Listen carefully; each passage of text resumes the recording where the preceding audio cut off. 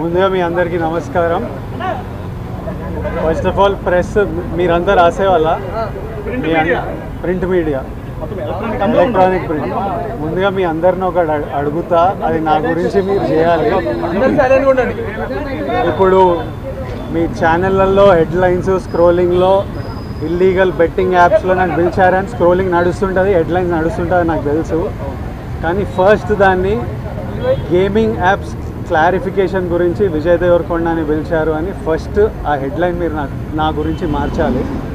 ఎందుకంటే betting apps investigation తప్పకుండా నడుస్తుంది, కానీ మనని పిలిచింది వాళ్ళకు కూడా తెలియదు మన పేరు ఎందుకు వచ్చిందో. బట్ మన పేరు వచ్చినందుకు వాళ్ళు వెరిఫికేషన్ చేసుకొని వాళ్ళు డెలిజెన్స్ తీసుకోవాలి. మనం చేసింది గేమింగ్ యాప్స్కి ఎండోర్స్మెంట్. గేమింగ్ యాప్కి బెట్టింగ్ యాప్కి అసలు సంబంధమే లేదు. గేమింగ్ యాప్స్ అనేటివి completely legal, recognized by the government, licensed as a business. వాళ్ళకి జిఎస్టీలు, టీడీఎస్లు, కంపెనీలు, it's fully registered, recognized by supreme court and various state governments. అది గేమింగ్ యాప్. అటువంటిది A23.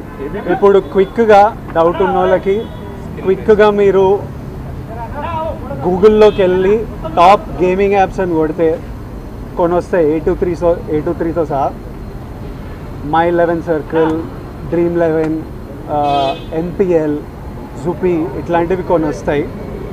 ఇవన్నీ రిజిస్టర్డ్ గేమింగ్ యాప్స్. ఇవన్నీ మన ఇండియన్ క్రికెట్ టీమ్కి స్పాన్సర్, మన ఇండియన్ ఒలింపిక్స్ టీమ్కి స్పాన్సర్, మన ఇండియా ఉమెన్స్ క్రికెట్ టీమ్కి స్పాన్సర్, IPLకి NPL ఒకదానికి అఫీషియల్ స్పాన్సరు, వేరియస్ కబడ్డీ లీగ్కి, వాలీబాల్ లీగ్కి అన్నిటికీ వీళ్ళు స్పాన్సర్ చేస్తారు. ఎందుకంటే these are completely legal entities.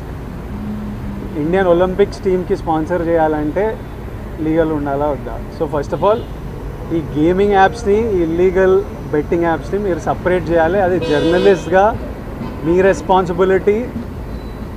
నా మీద మీకు ఆ రెస్పాన్సిబిలిటీ ఉండాలని కోరుకున్నా. కానీ మన పేరు వచ్చింది కాబట్టి కొన్ని క్లారిఫికేషన్స్ అడిగారు.